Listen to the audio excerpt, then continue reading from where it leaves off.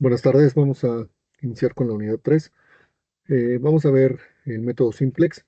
Como ya hemos visto, la investigación de operaciones ha crecido bastante eh, en pocos años, debido a que se ha investigado bastante al respecto y también la complejidad con la que ha ido creciendo los problemas que se presentan en el día a día y la necesidad de utilizar ya un software y desarrollo de nuevos algoritmos, pues hace que la investigación de operaciones abarque muchos problemas y que nos pueden ayudar en diferentes tipos de aplicaciones, como la optimización de operaciones de producción para cumplir la finalidad de un costo mínimo o la optimización de corte de árboles, por ejemplo, en productos de madera, maximizando la producción. Asimismo, la asignación óptima de recursos hidráulicos térmicos en el Sistema Nacional de Generación de Energía, programación de turnos de trabajo en oficinas de reservaciones y aeropuertos para cumplir con las necesidades del cliente, optimización de operaciones de distribución y comercialización de productos, optimización de la inversión del capital para producir gas natural durante 20 años, la administración de inventarios de petróleo, carbón para el sector eléctrico con la finalidad de equilibrar los costos de inventarios, la optimización de la programación y asignación en sistemas computarizados, la optimización de la mezcla de ingredientes disponibles para que los productos de gasolina cumplieran con requerimientos de venta y calidad, la rapidez de la coordinación de aviones, tripulación, carga y pasajeros para manejar la evacuación por aire de proyectos militares. ¿Vale? A grandes rasgos vemos que es bastante amplio el uso de la investigación de operaciones en términos generales. Bueno, el método Simplex como tal es un procedimiento iterativo que nos va a ayudar a mejorar la solución paso a paso. Es decir, en cada iteración vamos a ir acercándonos a optimizar. Este proceso concluye cuando ya no es posible seguir mejorando la solución. Aquí podemos considerar como un método algebraico para la resolución de problemas de programación lineal, el cual involucra dos o más variables. Bien, los conceptos principales que utilizamos dentro de este método son la variable de decisión. Estas son las variables de las cuales se hace referencia al conjunto de variables cuya magnitud se desea determinar. Las restricciones que están constituidas por el conjunto de desigualdades que limitan los valores que puedan tomar las variables de desigualdad. La función objetivo, que es una función matemática que relaciona las variables de decisión. La linealidad se refiere a que la relación entre las variables de la función objetivo y las restricciones deben ser lineales. Las desigualdades. Estas se utilizan para representar las restricciones que deben ser cerradas. La condición de no negatividad. Dentro de la programación lineal, las variables de decisión solo pueden tomar valores mayores o iguales que cero. Bien, ¿cómo se realiza este método paso a paso? Bueno, primero debemos determinar una función objetivo. A partir de eso vamos a hacer la determinación de las restricciones, pasando después a la formulación de la restricción de no negatividad. Después hacemos una formulación de inecuaciones y convertirlas en ecuaciones. Y después hacemos una formulación de una tabla. Bien, vamos directamente a un ejemplo. Tenemos que en una fábrica se producen televisores y computadoras. Ambos necesitan pasar por una sección de montaje y acabado. Cuentan con 120 y 180 horas disponibles. Las computadoras necesitan 3 horas en ambas secciones, mientras que los televisores necesitan 3 horas en montaje y 6 en acabado. La fábrica obtiene un beneficio de 300 pesos por computadora y 400 por televisor. ¿Qué cantidad de productos se debe fabricar para maximizar la ganancia? Bien, en este caso debemos de identificar varios puntos. Primero, ¿qué es lo que estamos fabricando? En este caso son televisores y computadoras. Y ¿qué es lo que vamos a hacer? Lo que me pide el problema directamente es maximizar ganancia, ¿sale? Entonces, la ganancia la vamos a obtener a través del número de unidades vendidas, tanto de televisores como computadoras, por el beneficio. Obviamente en este caso hablamos de los 300 por computadora y los 400 por televisor. ¿Cuánto debería yo eh, producir de cada uno? Y debo tener en cuenta que hay restricciones dentro de este proceso. ¿Cuáles son las restricciones que yo puedo ver en este problema? Bueno, primero la disponibilidad. Para el montaje solamente tengo 120 horas y para el acabado tengo 180 horas. Mientras que cada proceso tiene un tiempo. En montaje para computadoras son 3 horas y montaje para televisores igual son 3 horas. En acabado para computadoras son 3 horas y en acabado para televisores pues son 6 horas. Vamos a definir que cada una de estas eh, cada uno de estos productos es una variable, ¿sale? Vamos a llamarle X1 y X2. En este caso estas son mis variables de decisión, ¿sale? La tabla nos ayuda bastante para poder identificar cómo es nuestro problema y de aquí mismo obtener eh, nuestro modelo de investigación de operaciones y poder continuar. Bien, a partir del problema, nosotros podemos identificar que tenemos una función Z que vamos a maximizar, que está dada precisamente por esa utilidad, 300 por X1, que en este caso recordamos que son las computadoras, más 400 por X2, y de esta forma vamos a buscar el máximo que podemos obtener sujeto a ciertas restricciones. ¿Qué restricciones? Bueno, vamos a ver que 3X1 más 3X2 debe ser menor o igual que 120. ¿A qué se refiere esto? Bueno, que yo no puedo utilizar eh, menos horas de las que se necesitan dentro del montaje para las computadoras, que en este caso es X1, y para los televisores, que es X2. Por lo mismo, debe ser menor o igual que 120.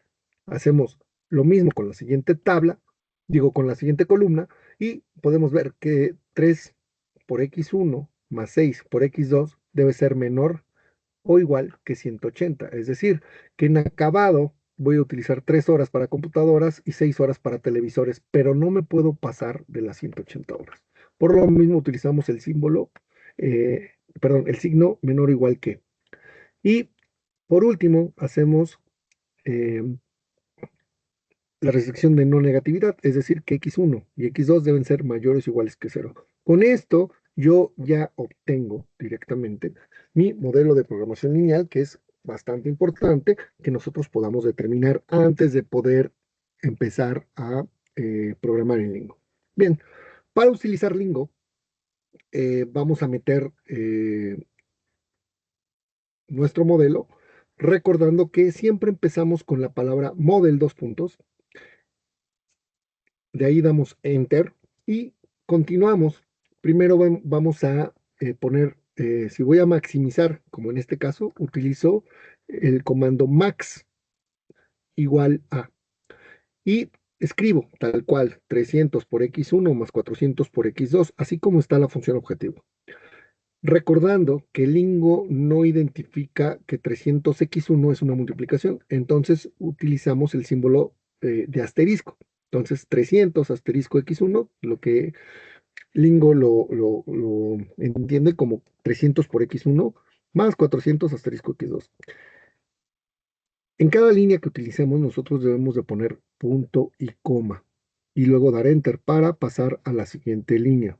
Si yo quiero utilizar una nota, por ejemplo aquí, sujeto a las siguientes restricciones, voy a empezar con un símbolo de admiración cerrado. Escribo y termino con el punto y coma y doy enter para la siguiente línea.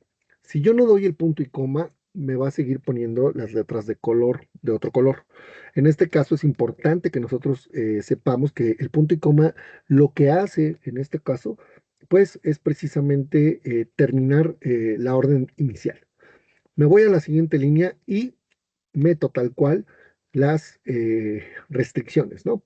3x1 más 3x2 menor o igual que 120, punto y coma, enter, 3 por x1 más 6 por x2, recordando que este por es con asterisco, ¿sale? No se les olvide, por favor, menor o igual que 180, punto y coma, la restricción de no negatividad no es necesaria meterla en Lingo, la pueden meter sin problema, pero no es necesaria porque el Lingo automáticamente ya lo toma como un hecho, ¿no? Y para terminar, simplemente escribo en y me voy a este símbolo, que es como una dianita. Si lo pueden ver acá, donde tengo el cursor. Esta dianita lo que hace es ejecutar. Y a partir de eso me va a dar una respuesta, ¿no? Vamos a obtener una respuesta óptima y entera sin siquiera declarar las variables como enteras. Eh, en este caso, en la parte izquierda del reporte, Solution Report, yo puedo ver que en la parte que dice variable, me dice x1 y x2, yo tengo que ser consciente de qué significa x1 y qué significa x2. Por eso es que en la tabla le pusimos x1 y x2 en la parte de para computadoras y televisores y yo puedo identificar qué es cada cosa. Y me dice que el valor, o value, en este caso, que lo vemos acá, es 20 y 20. Y la ganancia o lo que yo voy a obtener al maximizar, para maximizar, es 14,000. Este es el beneficio económico que voy a obtener. Lo puedo ver en la parte superior del lado izquierdo que dice Objective Value. ¿Sale? El Objective Value son estos 14,000, que es el valor objetivo de mi función. ¿Sale? Entonces, vamos a hacer el ejercicio ahora con, eh, con el método simplex para ver cómo es que se realiza. Bien, otro punto importante acá de Lingo es que yo puedo declarar si las variables son o no enteras. ¿Qué significa esto? Bueno, significa que hay problemas que deben ser enteros. Por ejemplo, si yo llego a fabricar computadores y televisores, no puedo decir que voy a fabricar 3.7 computadoras o 3.7 libros o 3.7 de algo que es normalmente entero. Por lo tanto, es importante que yo declare las variables como enteras cuando sea necesario. Más adelante vamos a ver cómo se declaran estas variables enteras. Eh, pero si no es necesario, es decir, por ejemplo, si estoy utilizando una medida como gramos o kilos o litros, pues pueden ser 1.3 litros, 4.5 kilos, bueno, kilogramos, etcétera, etcétera. Eh, entonces, en ese caso no hay necesidad de declarar que sean enteras, solamente que el problema, aunque en este caso no me lo pide, yo tengo que entender que me debe de dar variables enteras, ¿sale? Bien. Vamos a continuar entonces. Para, vamos a analizar el problema nuevamente para ver cómo construimos nuestra tabla. ¿Sale? Bien. De los resultados obtenidos hemos entendido que vamos a obtener, gracias a producir 20 computadoras y 20 televisores, 14,000 pesos. Ahora vamos a resolverlo con el método simplex, como lo hemos visto, y lo primero es igualar a cero la función objetivo. Vamos a regresar a la función objetivo. Si me doy cuenta, la función objetivo es z igual a 300x1, bueno, 300 por x1 más 400 por x2. Igualar a cero significa que todo lo que esté del lado derecho del signo igual a, lo tengo que pasar del lado izquierdo. Como está sumando el 300, pues pasa como menos 300. Y el 400, como está sumando, pues de la misma forma pasa como negativo. Bien, y me queda esta función, z menos 300 por x1 menos 400 por x2 es igual a cero. ¿Sale? Esta es la base, el primer paso para empezar a generar una tabla que nosotros vamos a utilizar más adelante. Bien, después vamos a tomar las ecuaciones de las restricciones, perdón, las inecuaciones de las restricciones. Se llaman inecuaciones porque no son ecuaciones, es decir, porque utilizan símbolos como mayor igual que o menor igual que. Y vamos a convertir esas desigualdades en igualdades. Para esto, vamos a hacer uso de las variables de holgura. Estas permiten determinar excedentes de la restricción, lo cual llega a representar un sobrante de las disponibilidades de cada recurso. A conveniencia, vamos a utilizar la letra H para representar holgura. ¿Sale? Bien, para cada restricción vamos a utilizar una holgura diferente, es decir, no puedo usar H1 en todas las restricciones o H2 en todas las restricciones. Entonces, para la primera restricción que era 3x1, vamos a regresar a las restricciones, 3x1 más 3x2 menor o igual que 120. ¿Sale? Entonces, vamos a utilizar 3x1 más 3x2. Le voy a sumar esa variable de holgura más h1 y el símbolo que era menor o igual que, ahora se convierte en igual a. ¿Sale? Hacemos lo mismo con la segunda restricción, que en este caso era 3x1 más 6x2 menor o igual que 180, y ahora le agregamos más h2 y se convierte a una igualdad, es decir, cambia el signo, ¿sale? Bien, esta es la base principal para poder hacer nuestra tabla. Bien, vamos a Excel, tomando en cuenta esto que acabamos de generar, y voy a abrir aquí mi Excel, y lo primero que voy a hacer es empezar a llenar mi tabla. Primero vamos a poner los encabezados de cada columna. ¿Y cómo lo hacemos? Bueno, siempre vamos a empezar con la función Z, ¿sale? Yo voy a poner que todo esté centrado para que sea más fácil. Y después vamos a ir con las variables de decisión. ¿Cuántas variables de decisión tengo? En este caso es cada uno de los elementos que estoy produciendo, que es una computadora y un televisor, ¿no? Entonces, yo ya las denominé como X1, perdón, voy a poner con mayúsculas para que se vea mejor, X1 y X2. Después de esto voy a agregar todas las variables añadidas. En este caso añadí de holgura, es decir, añadí H1 y después añadí H2. Y por último voy a poner una columna de R, que en este caso pueden ser denominarse como respuestas, ¿no? Después voy a poner los encabezados de mis filas. Igual, empiezo siempre con Z. Después las variables añadidas, que en este caso recordamos es H1 y H2. ¿Vale? Y eso es todo. Perdón, es que estaba escribiendo. H1 y H2. Bien. Para que podamos visualizar mejor la tabla, le voy a poner formato. Eso lo pueden omitir si ustedes gustan, pero creo que es un poco mejor verlo de esta forma. Voy a hacer un poco más grande para que se pueda visualizar mejor en la pantalla. Ahora sí, ¿cómo llenamos la tabla? Bueno, para eso vamos a utilizar lo que acabamos de hacer precisamente aquí. Bien, la primera fila, vamos a llenarlo por filas, ¿sale? Lo que voy a utilizar son los coeficientes, recordando que es un coeficiente, es la parte numérica de cada término, ¿sale? Por ejemplo, Z está solo, significa que tengo una Z, ¿sale? Su coeficiente es 1. Menos 300x1 significa que la parte numérica es menos 300. Para menos 400x2, el siguiente término, es decir, en la columna de x2, voy a poner menos 400. ¿Vale? Vamos a irlo llenando de esa forma para que vaya quedando cada vez más claro. Bien, entonces, aquí voy a poner z, habíamos dicho que tengo 1, x1 tengo menos 300, x2 tengo menos 400. En la primera fila, recordando, yo no tengo ni H1 ni H2. ¿Y a qué está igualado? A 0. Entonces, lo que vamos a poner es precisamente eso, que no tengo H1, que no tengo ninguna H2 y que R vale o está igualado a 0. Me voy a la siguiente fila, ¿sale?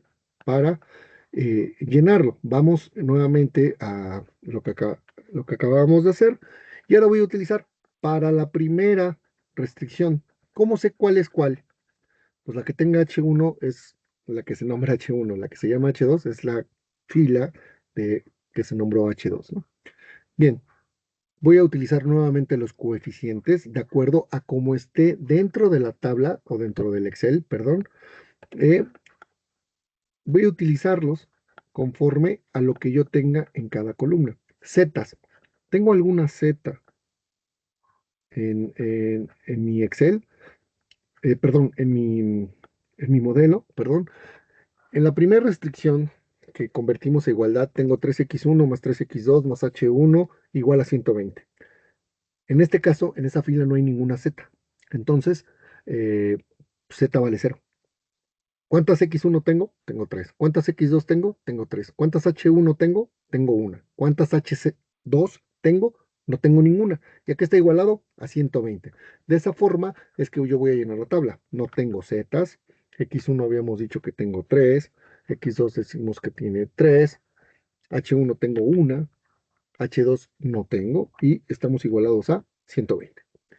Y por último, la última fila, pues identificamos nuevamente cómo está. Vemos que tengo 3x1 más 6x2 más h2 igual a 180, pues llenamos los valores correspondientes. Bien, vamos a llenar entonces la última fila de nuestra tabla. Nuevamente no tenemos z, x1 dijimos que tenemos 3, x2 tenemos 6, h1 no tengo, h2 tengo 1 y estamos igualados a 180. Bien, aquí empieza el proceso. Ya que tengo la tabla lista, vamos a empezar nuestro proceso. Este es el proceso iterativo, es decir, una vez que entiendan el proceso, se vuelve a hacer varias veces, las veces que sean necesarias. Ahorita vamos a ver hasta cuándo. Y vamos a buscar primero,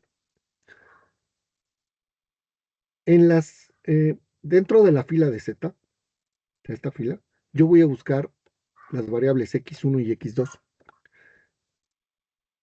Y voy a identificar el valor absoluto más grande, ¿sale? Recuerden que el valor absoluto más grande es el valor numérico sin signo.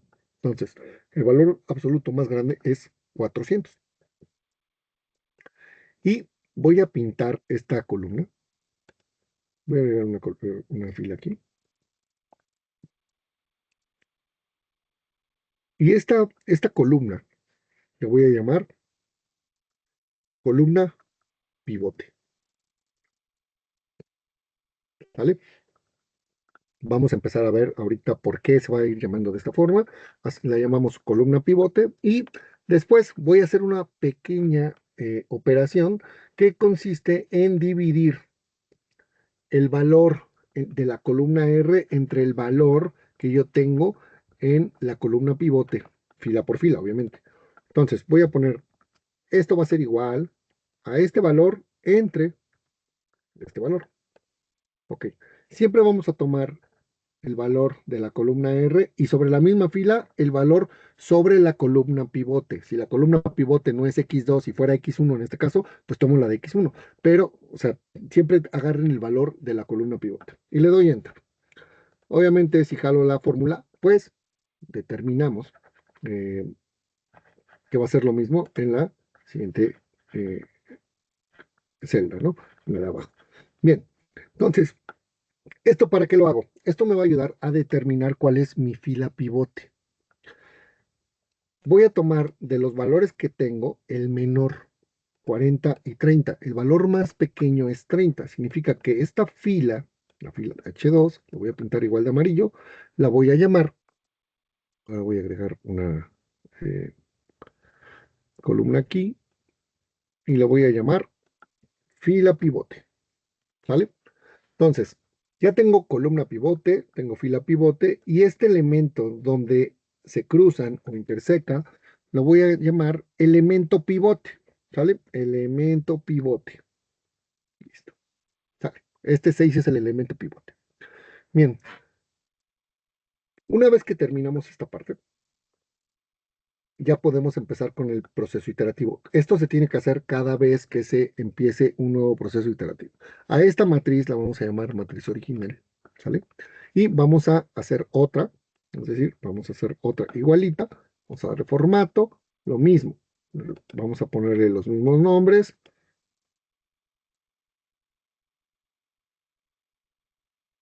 Y lo mismo con las filas.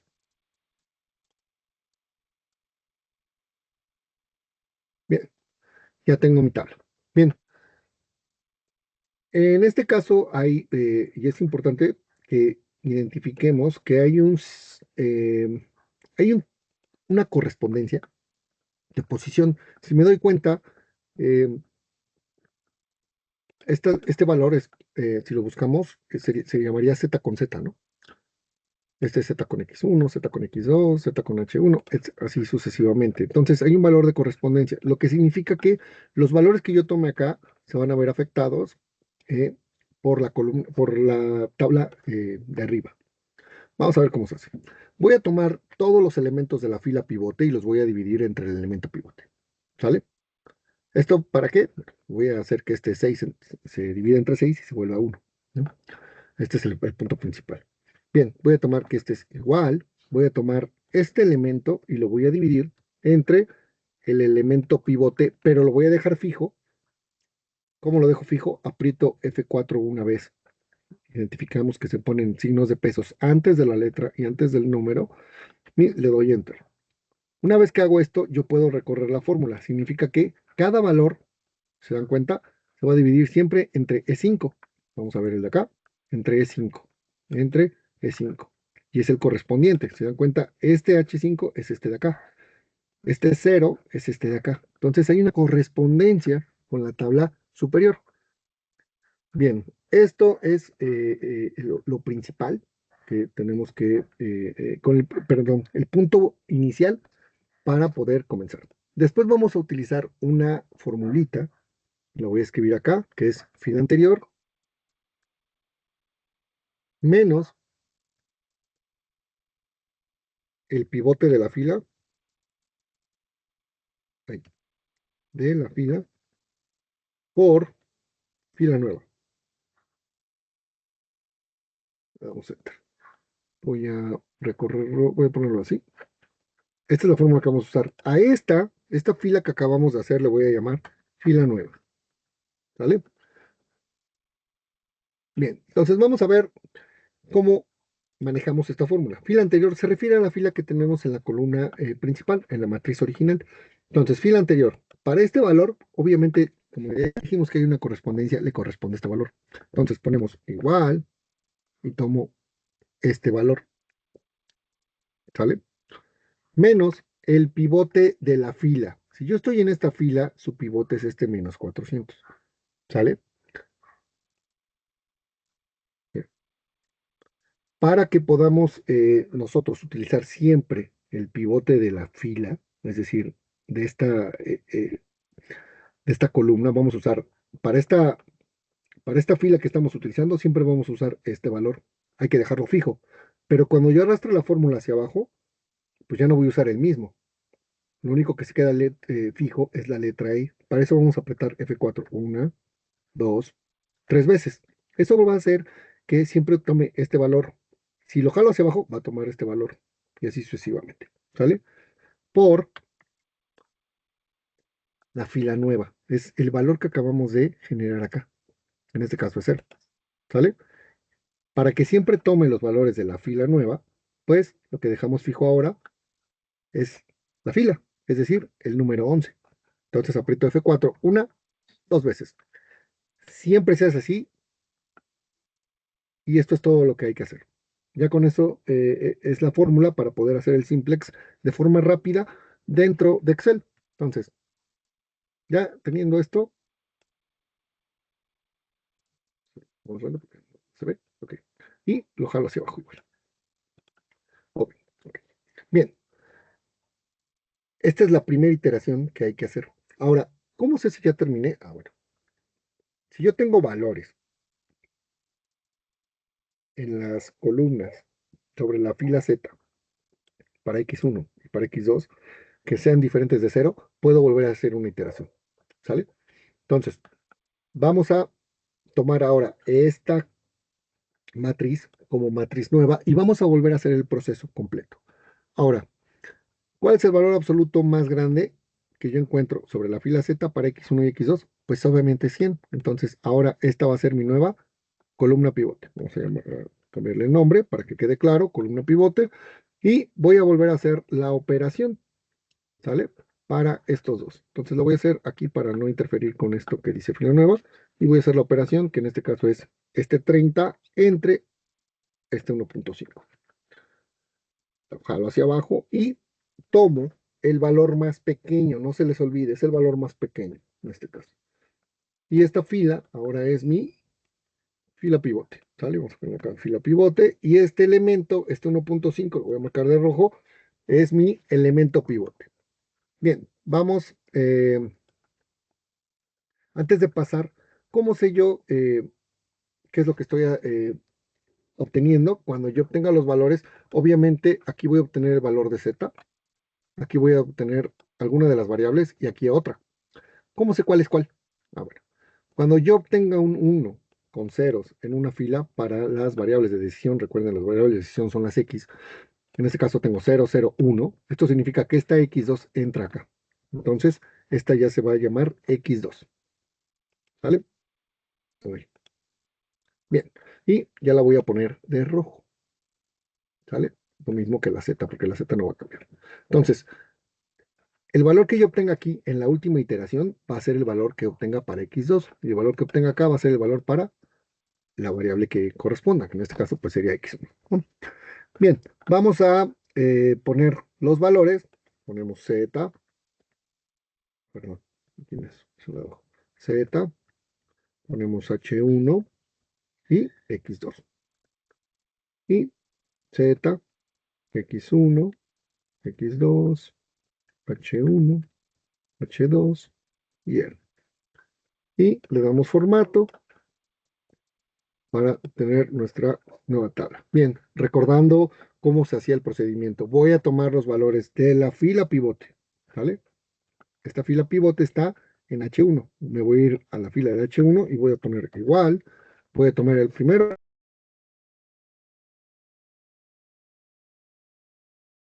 la vez, ¿sale? Le doy Enter y lo recorro hacia la derecha. Bien. Para los valores voy a utilizar nuevamente, esta es mi nueva fila nueva, no se les olvide, Control C, vamos a pegarla acá, esta es mi fila nueva.